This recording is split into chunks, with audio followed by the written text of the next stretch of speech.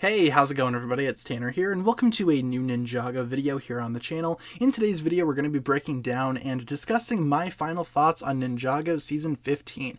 Now that the season is over, I'm going to be giving you guys my collective thoughts on this season. What did I think about it? Did I like it? Did I not like it? I think it's safe to say right off the bat, I really enjoyed this season quite a bit. But in terms of getting into the details, this video will indeed contain spoilers for the episodes at hand, and if you have not yet seen Season 15 in its entirety, I recommend watching the season and then coming back and checking out this video. If you want my thoughts on specific episodes of Seabound, I do have a playlist up on my channel with all of my Season 15 episode reviews. This video is going to be taking a look at the season as a whole, like as a broad single entity, but if you want to get my thoughts on some very specific episodes, feel free to check out those individual reviews. Once again, there is a playlist on my channel for that. In the meantime though, let's go ahead and get started by talking about this season, stuff that I enjoyed, things that I didn't like. We're going to be going through a quick list I have written down here of various things that I actually want to talk about. And this video is not going to be anything too crazy. I just want to give you guys a general idea of how I feel about this season. Being a Ninjago fan since day one, how do I feel about it?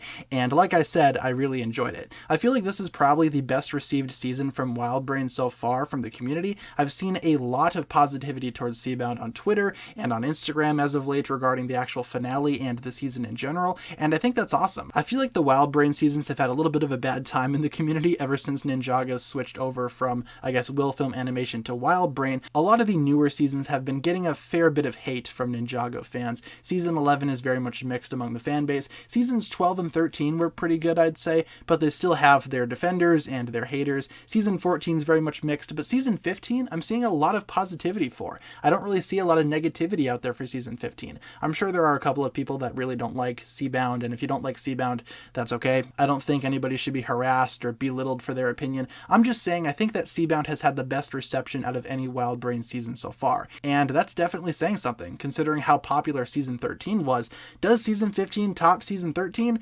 Right now, I don't think so, but they are very close. I still kind of prefer Master of the Mountain over Seabound, if we're being honest, but Seabound is very close. Pretty much right neck and neck with Master of the Mountain, but I do prefer Season 13 just a little bit more. But in terms of getting into some specific things for Seabound, let's go ahead and talk about Nia. Obviously, Nia was kind of in the same boat as Cole. For the longest time, there were two main characters that really didn't have any standout stories for themselves, but here Nia finally gets her own story, and what a story it is. Nia goes from losing her powers in the beginning of this season to actually growing and becoming one of the most powerful elemental beings in the land. At the end of the season, she harnesses her power and gains this new form, which I am temporarily calling the Niad form. It'll probably get a new official name later on, but as of right now we don't have that. But still, this new form is powerful. Not only does Nia's character expand in terms of power set, she expands in terms of personality. She actually understands what her mother is going through now, and I really did enjoy that too. I loved the chemistry between Nia and Maya. Of course, Rei and Maya, Kai and Nia's parents, make a return appearance in this season, which is awesome.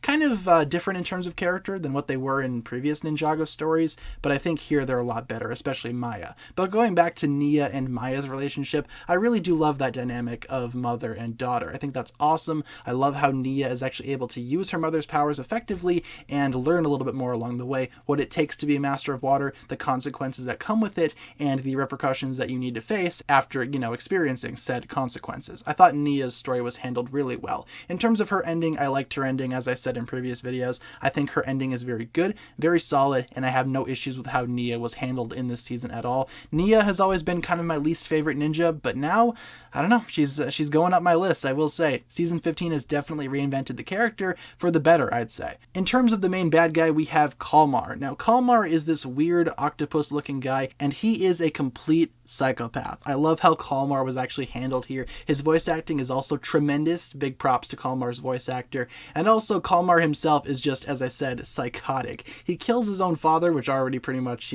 bumps him up from a lot of other Ninjago villains that just kind of, existed and didn't really do much. Kalmar goes straight into it. He floods Ninjago City using Wajira's help and ultimately creates a lot of problems for the ninja and Nia. I really liked the rivalry, in a way, between Kalmar and Nia. I thought those two worked really well as antagonist and protagonist respectively, but Kalmar is such a rich villain. I think Kalmar is one of Ninjago's best villains in recent memory. I don't think he's one of Ninjago's best villains when you take a look at every single villain. I'd say he's more towards the middle. I could definitely think of some villains that are better than him, but he's certainly a lot better than a lot of villains that we've had recently. So So big props to the Ninjago team for creating a villain that actually is intimidating and scary at the same time. The secondary villain, I guess you can kind of argue, is Wajira. Wajira was kind of teased all the way back in season 14, and this kind of continues that lore and story but expands on it, so I thought that was nice. And Wajira herself is scary. She's basically a, I guess, modern day equivalent to the Great Devourer, if that makes sense, except this time the snake has water powers. Wow, tremendous.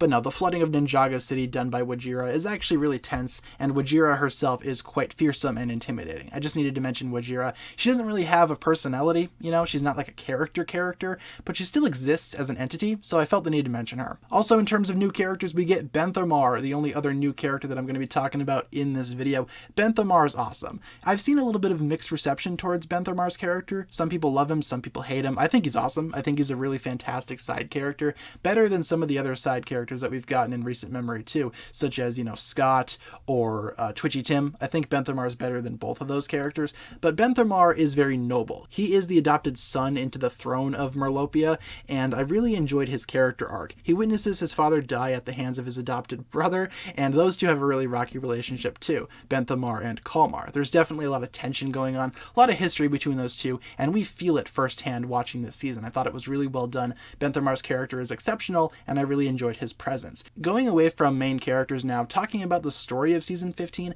I think it's very strong. The story itself does center around Nia and her water powers, but we get introduced to a lot of new lore regarding Ninjago as well. The first Spinjitzu Master's history is expanded on as well. We get a little bit more established within the world. We get introduced to the kingdom of Merlopia and some underwater aspects of Ninjago that we previously had not seen from other seasons, and I think that's awesome. I think this does a lot to expand the lore and map of Ninjago, and I can never really complain when something like that happens. Expanding the world is always positive, no matter what. It just creates for a larger, more intense world that Ninjago takes place in, and this season doesn't really dial back on that. In terms of other aspects of the story that I enjoyed, I really loved how they actually brought in, again, Maya to, I guess, expand the bloodlines of the elemental masters of water. They kind of explained a little bit more of what water is all about, which I thought was interesting, and just overall the storyline of the season is very well done. There are some holes in there for sure, but then again, that's every Ninjago season. Some things in the storyline happen a little bit too conveniently, like Nia just suddenly knows how to use her new powers without even being told how to use them, but I've already explained that away in other videos, so I don't think that's worth mentioning here. In terms of good animation and intense action, this season does indeed have both of those things. The animation is tremendous, especially during Nia's transformation and the final battle in general. That's animated really well. Some of the earlier episodes don't really get too, I guess, exceptional in terms of animation and art style, but when the season goes underwater, that's when things really pick up. I love the use of the underwater elements to actually showcase a different type of world. Like I said, the underwater aspect in real life is an entirely different world as well. There are still large chunks of the ocean in our real world that have yet to be explored. So what would that look like in Ninjago? This is what that would look like. I was very much looking forward to the underwater section of this season because underwater stories are always fantastic to me. I really enjoy underwater settings and aspects of those, and when I heard Ninjago was going underwater, I was more than excited. And this season totally paid that off. I really enjoyed how the season actually focused on underwater aspects, and the season is actually animated in such a way so that those scenarios and environments feel lifelike. They feel alive, which I think is awesome. Also, like I said, the action's very good. Typical Ninjago action, there's a lot of swords and a lot of swords clashing with each other, a lot of very sharp things clashing into people, but I thought it was really cool. In terms of some other things that I enjoyed about this season, I love the tension towards the end. A lot of my compliments for this season do kind of come towards the end of the season, but that doesn't mean that the beginning is bad or the middle's bad. I just really enjoyed the ending. I thought the ending was exceptional. I loved Jay's role as well. Jay and Nia, obviously, they're a thing. They have a very interesting dynamic this season. The season basically explores their relationship too, and I thought that was just perfect. Just the cherry on top. It was exceptional, like I said. I really enjoyed their relationship in this season. Obviously, we don't know where it's going to go in the future, and that's pretty much a good segue into the next part of the video that I want to talk about. What is actually going to be going on in the future of Ninjago, especially after the events of this season? I have no idea. I have no idea what they're going to be doing. I have a feeling that we're going to be seeing a lot of crazy stuff for Ninjago come out within the next couple of years, and a lot of that might actually come from the ending of season 15. It was a very interesting ending for a lot of reasons, but I especially liked how Nia just kind of left. I mean, she's off doing her own thing. She's very happy doing it, as we saw from the last little frame of season 15, so can't really falter too much on that. I'm just curious to see where the story goes from there. And to end the video on kind of a sad note, this season was indeed the last time that we saw Kirby Morrow as Cole. I'm not so sure what exactly they're going to be doing with that character just yet. I mean, I have a feeling that Cole's still going to be around, but in terms of who's going to voice him, I have no idea. I just thought thought that this season treated Cole really well. I thought his ending wrapped up really nicely. I thought that they left Cole on a good place, especially with Kirby's voice. I felt like they left Cole in a very, very good spot. Kirby Morrow's last dialogue as Cole is awesome to me. I think that scene is absolutely brilliant, with Cole and Jay kind of reconciling over Nia's departure. I thought that was amazing. And once again, I do need to actually acknowledge how great this is for Kirby Morrow. So once again, huge props to the Ninjago team for delivering us with a fantastic ending in that regard. And overall, this season itself was very well pieced together. I felt like the Ninjago staff took their time on this one to bring us something very special. And after several seasons of kind of mixed reception, I'm glad that we're actually seeing a season that a lot of people enjoy. A lot of people really enjoy this season. The majority of Ninjago fans that I've seen really adore Seabound, and I can't really, express my gratitude to the Ninjago team enough. I thought that they did a really good job here with this story,